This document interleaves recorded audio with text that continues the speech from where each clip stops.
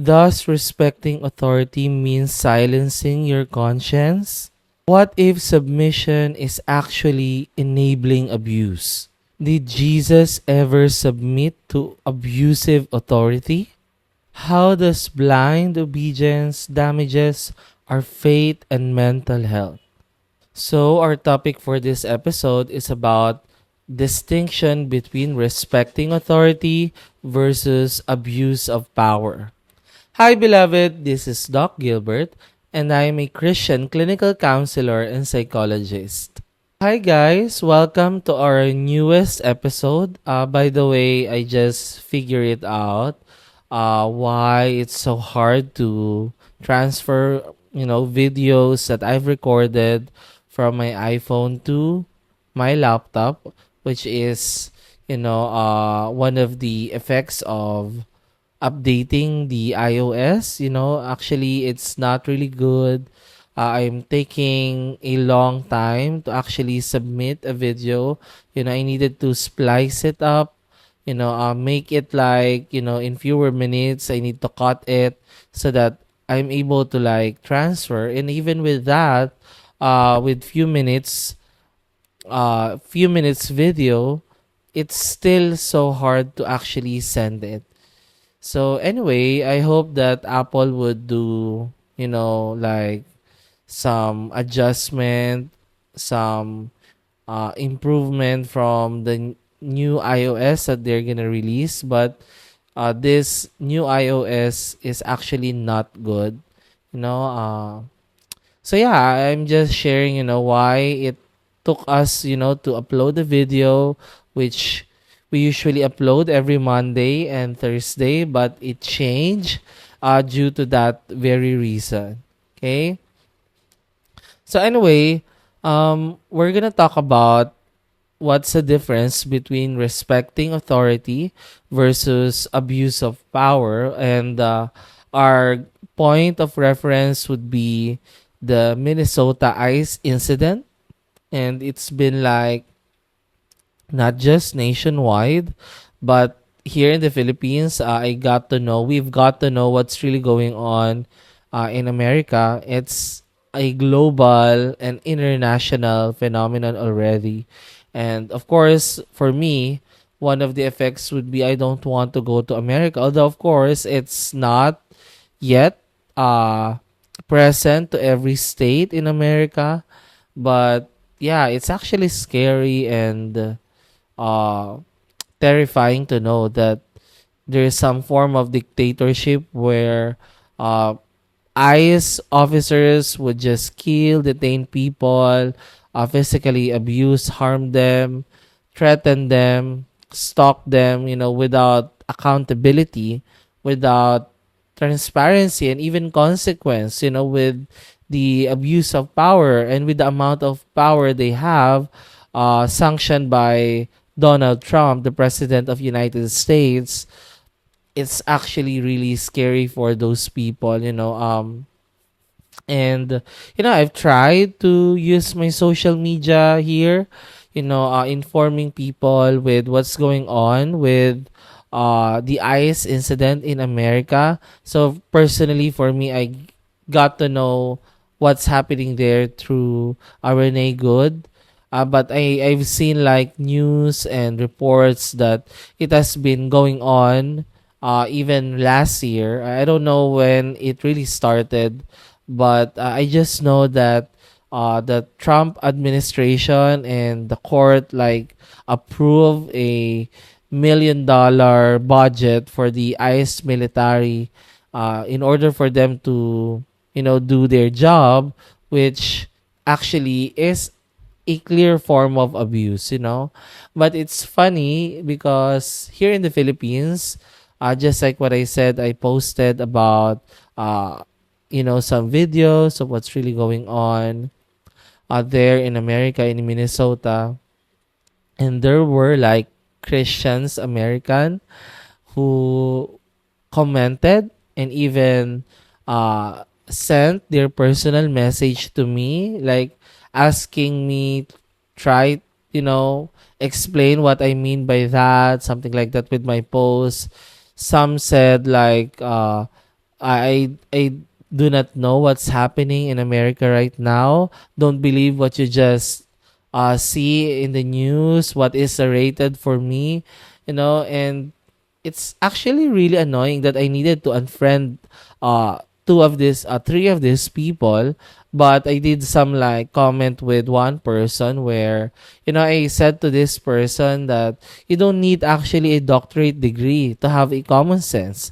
There are like areas in life like seeing a video with the clear situation using the video that you don't need actually much analysis to see that there is like murder that happened, that there is like abuse of power, there is a physical attack. We have common sense, and that's why this common sense should be part of our critical thinking, in seeing what's really happening. But, I do not expect from these people who are clearly a Trump supporter. They are Trump supporters. And, well, talking about politics, we cannot actually uh, remove and deny psychological defenses, like idealization. So when I say idealization, a person sees his or her idol or parent or an authority figure as all good, meaning even if they abuse him or her, even if they have done bad things, harmful things, hurt their feelings, unmet their needs, these people, these individuals see their authority figures as all good, not taking into account the abuse, the harm, the bad things that they've done. And they just see all the good things that these authority figures have done in their lives. And that's a very common psychological defenses for all of us, actually. Until we gain enough self-awareness, enough healing, then we would not be able to surpass that kind of defense, because it's so hard to survive our life if we're gonna see the abusive parent for what they really are. A child cannot survive that reality in their seasons of their lives as a kid. They're gonna go insane. So it's either they use idealization, see the all good stuff and even make up good stuff in their parents, which actually would translate in adult life, seeing authority figures and even being a Christian, not being able to see the bad things of a Christian authority figure. You know what I mean? And yes, it's actually harmful and pretty dangerous for those people who don't have that kind of awareness. So, and the devaluation is a defense that only sees the bad things about, for example, oneself. So a child usually idealize their parents who are abusive, neglectful, harmful, and then they devalue themselves as a bad kid. I deserve this. So I deserve abuse. I deserve to be hurt, to be spanked, to be abandoned, to be neglected. So, kids usually use evaluation, which in turn would come out in adult lives. So anyway, in reflection, even in the area of politics, it's very common that adult people would use idealization, because authority figures are actually resemblance of their own parental figures in their lives. These politicians, presidents, senators, Christians or not, became an object. When I say object, these are relational figures in their lives, that reminds them unconsciously of their own parental figures. So, when they begin to transfer, and we call it transference in counseling terms, they transfer their unresolved feelings, like they're wanting to to have a good father and mother, and they use idealization when they look at the politicians. So, and in return, they cannot see the bad things that these politicians do. And that's their way to actually resolve this trauma, this buried emotions from the unconscious, this attachment injury and wounds that they have. So they are actually reenacting this trauma by idealizing these authority figures, like for example, Donald Trump. So anyway, I do understand that there are people who idealize a certain politician, even though there are clear harm, abuse, evil that these people are doing. So anyway, yes, that's the reason behind, and I'm very aware of that. Although even though I'm aware of that, it's still like very annoying to read those comments, Christian, especially from Christian people. And I am not tolerating that, so I did unfriend these folks, from America.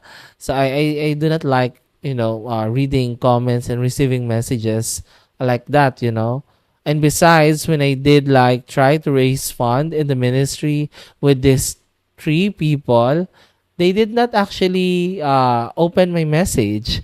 And now when they found out like this post about Trump and ICE incident, they actually commented and messaged me. Now, so it's funny.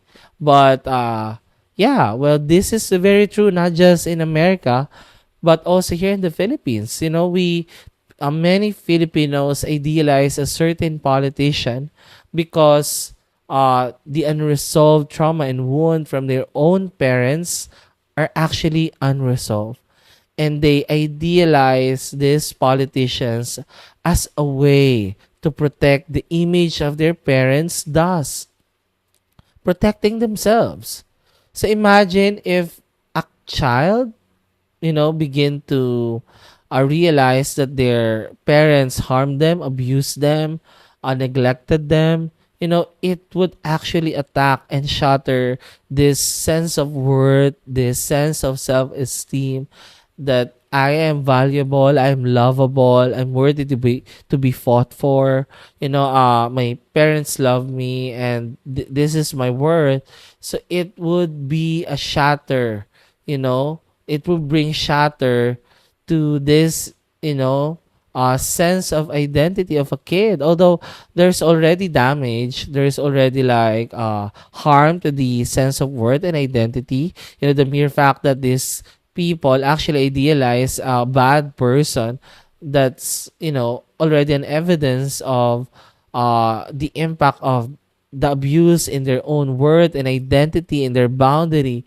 So, but this kind of idealization protects them from knowing the truth of not being worthy in the eyes of their own parents.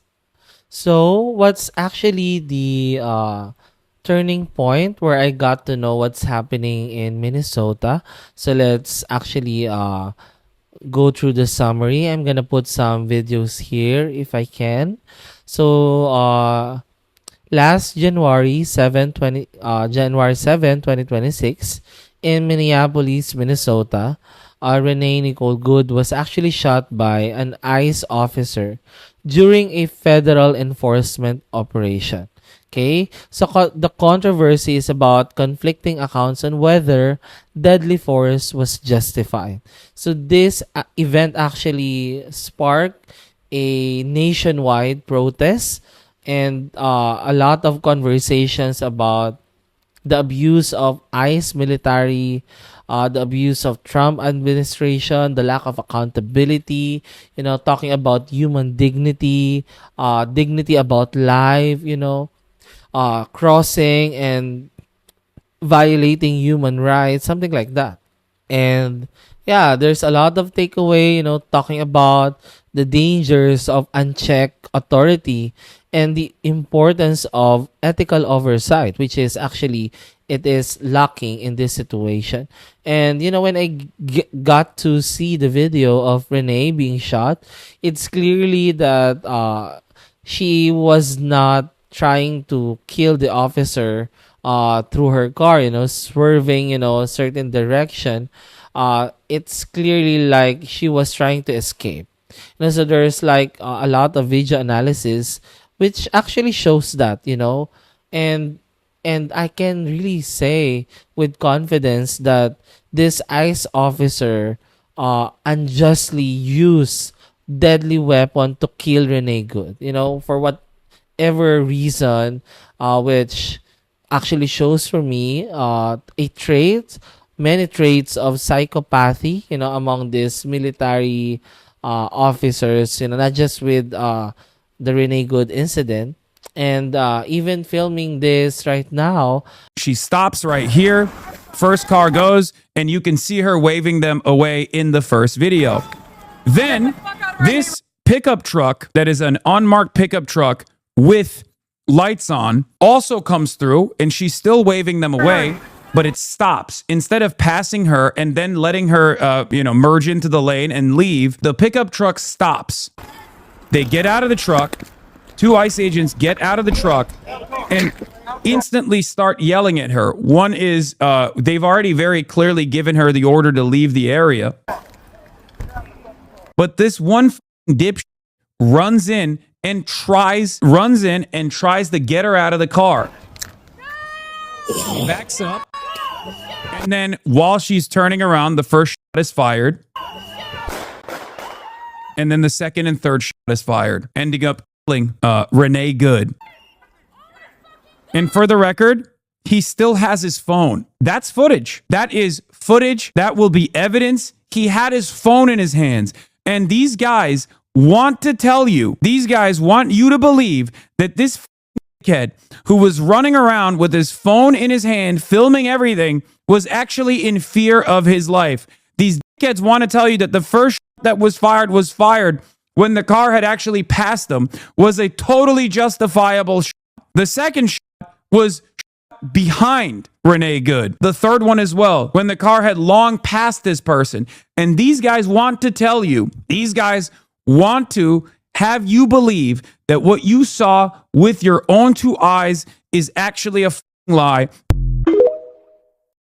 I became aware of what happened to Alex Pretty, which was a nurse, and I witnessed the video analysis of what happened, and clearly he wasn't trying to kill one of the officers. He was gang up, physically attacked, and eventually, she was shot multiple times. And yeah, and it's so sad and very maddening to see the side of Trump on how they use gaslighting to distort reality, how they use, invalidating Alex Pretty, that he deserved to die, he was trying to attack the officers. So there's a lot of gaslighting, which, yeah, I can confidently say it was coming from Trump, who is a malignant narcissist, and along with a lot of narcissists in his leadership and enablers narcissists, but there is a clear use of brutal force that led to actually murder. And there's a lot of murders already, and I believe that there are a lot of unreported murders, not to mention the illegal detainment of a child, illegal like entering the house, using this kind of approach that is used to arresting high-level criminals, which actually shows in a lot of evidences in videos that these are actually normal people. Yes, I can say that they've arrested some criminals and murderers along the way, but there's a lot of evidences that the ICE officers are targeting color of skin, Asian, those immigrants that even though they are legal occupants in that country, they are still targeted in, some way that these officers have some quota. Okay? So we're going to talk about, because Trump is using the Christian card and a lot of Christian is using that Christian card, what's going to be the difference in healthy authority, the need to respect authority, and if there is already an abuse and power among these authorities. So, what is abuse of authority versus respect for authority? In biblical principle, we can see in Romans 13 that there is a call to respect, you know, the governing body, authority figures that God put in our lives, whether in family, in churches, in schools, in government, So when we say respect, we honor the identity of the person. We listen to them, and then we respond in an assertive way, not in a shouting, physically attacking way. We honor the person as someone who has dignity, who has worth, who has value, even though, they may differ from their own point of views, cultural backgrounds, even though like they've hurt us, these people still have their own words. We see them as a person that also deserves respect, and also deserves boundary. Of course, it's not like a reason for these people to cross our boundary, but respect is like honoring, the dignity in the word, and seeing that in that person, that we are all equal. So when we talk about respect, we are not just talking about respecting authority, because all of us have our own dignity. We are worthy as a person. We have our own worth and value. So whether we are a child to a parent, or like not an authority figure, mutually, equally, each one should actually extend that kind of respect with one another. So yes, there is a call to respect authority, but authority figures must respect people under them, must respect their members, must respect their children, must respect their students. It must be mutual. And of course, the only difference that I can see here is that authority figures is in power. There is power differential. And many times with toxic, narcissistic, abusive people, they use their power to actually bring harm to the people that they want to. They cross their boundary, they violate their rights, and there is power difference. So these people under this toxic leadership could not attain the respect that they deserve, because there is difference in power. Like for example, with the ICE military, with the Trump administration, of course, there is a huge power differential, especially this ICE army. They have guns, they have authority from the president of the United States. Of course, people, even though they don't have warrants of arrest, they cannot say no, because they are afraid, they will be taken even against their will. They will be detained. They will be physically harmed. How could they protect themselves? How could they, demand the need for respect, the respect for their rights, right? So there is difference in physical power, of course, in mental power as well. And yeah, I mean, there is power differential. But when we look at the Bible, the respect is much about that, honoring and respecting one's worth.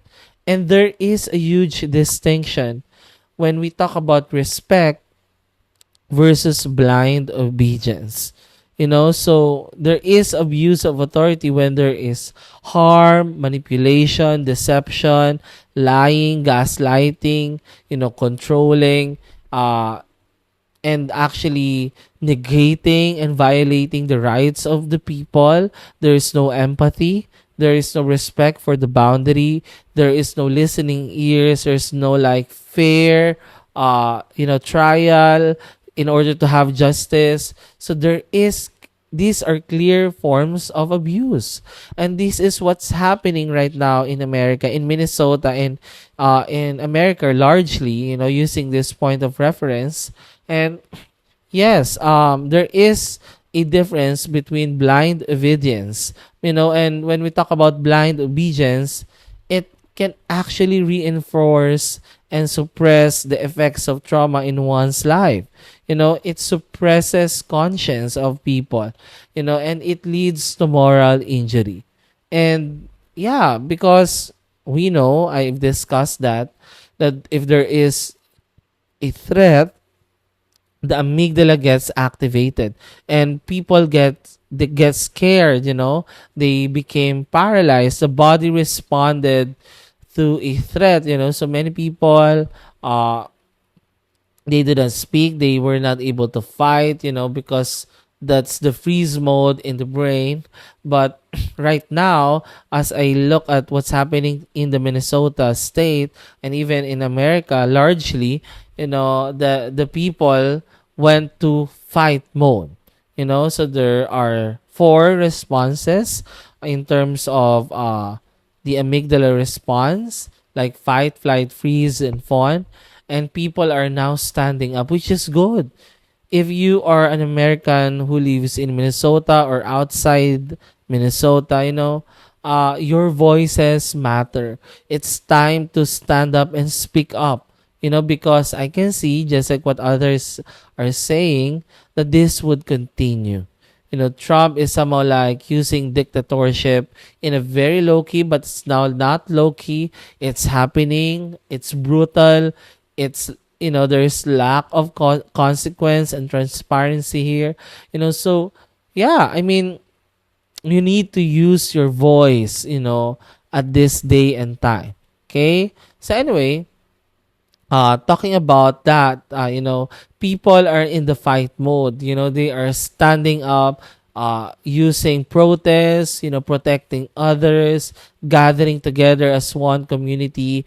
And that's good, because that shows that this trauma that this administration is trying to impose and do, you are coming out of it resilient and strong and powerful, and yes, in terms of psychological perspective, blind obedience leads to like a lot of negative mental health effects. It actually increases the symptoms of trauma. So it's good that these people are, being fed up and they're standing up. And when we look at the Bible in Christian perspective, obedience is not about obedience to an authority figure here on earth. Obedience should be first to God. When human authority contradicts justice or dignity or discernment, obedience must be to God. And these leaders are actually will be held accountable by God. There should be accountability. There should be under the leadership of God, of Jesus Christ, but they're not. They're clearly not. Okay? So the abuse, the manipulation, the murder, the gaslighting, all these are traits that I've discussed, that these toxic narcissistic people are using to assert their power, their dominance, their, wanting to control the narrative. And that's what's happening in America right now. So how do we respond holistically? Of course, we need discernment. So this is a day and time that we need to use our critical thinking, go beyond our idealization, go beyond but by what we see in the news, and start our own research. Start in analyzing and understanding what's really happening, and then we use discernment in reading the scripture. And so there's a lot of Bible verses and stories that we can see, pictures of abuse, pictures of the use of deception, manipulation, murder of people, of these toxic and narcissistic leaders. We can use scripture in seeing how God is honoring human's dignity, how He is honoring authority and fairness and justice. Okay? And second, we need to actually honor our well-being. So we need to acknowledge the fear that these situations are giving, what we are experiencing from the inside, the grief of not having justice, the grief of all those deaths and losses, and all those like injustices that we've witnessed, the anger that honors the offense, the murder, the use of evil, the abuse of power. We need to acknowledge all these emotions because this show what's important to us and what's important even globally, seeing the human rights being trampled upon. And yeah, seeking counseling, peer support, accountability, safe community would be beneficial in processing your trauma or whatever moral conflict that you have. And of course, there must be advocacy and restoration.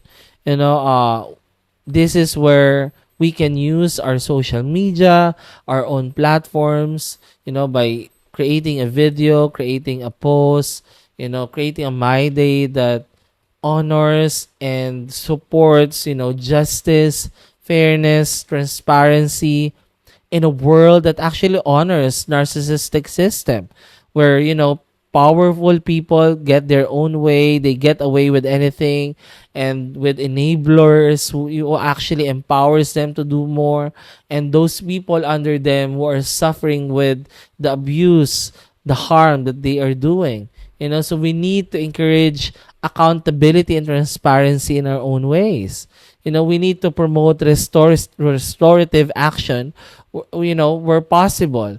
Justice tempered by Christ-like compassion. And I like what the people in Minnesota, is doing right now. They are gathering, they're protecting children, using whistle, to warn if they are an ICE agent, a lawyer standing up for the illegally detained immigrant, Americans, detained by ICE.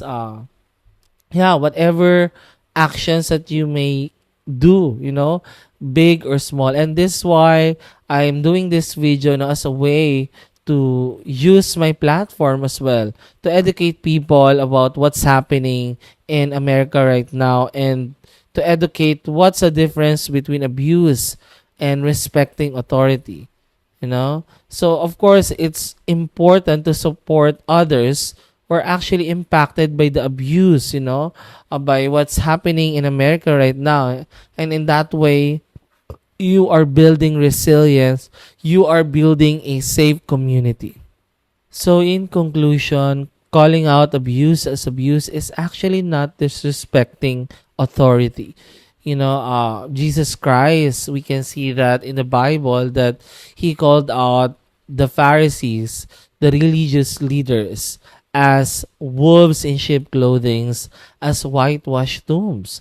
He did not tolerate them, but he exposed them in public so that people would come to know what's really going on, that they would not astray people away from God even further. That more people would come to know the very heart of God. And the same is true here. And I wish and I know that God's justice will prevail on his own time. Maybe not here on earth 100%, but in his second coming. And there will be justice. I wish and I pray, and yeah, I just wish and hope and pray, for the safety of the people in America, that those who were abused would find hope and healing, and the right people that they could journey with them. Those people like who've lost loved ones, that people would come to their aid and support and help them, in this adversity, this very dark times. And if you are watching this, and if you're one of those, know that I'm praying for you, beloved. You are not alone. And yeah, I hope this video could spread light even more to the Christians who are being blinded by what's happening, using this Christian card by the Trump administration. So that's it. And if you have insights, reflections, comments, or anything like you want us to discuss, please comment down below. And if you know someone who could benefit from watching this video, please share the link of this video. And if you are new here, please do subscribe. And by subscribing, you are actually helping the Ministry of Intimacy Philippines in bringing more healing to many people. So, yun lang. I hope to see you in our next episode. Hanggang sa muli.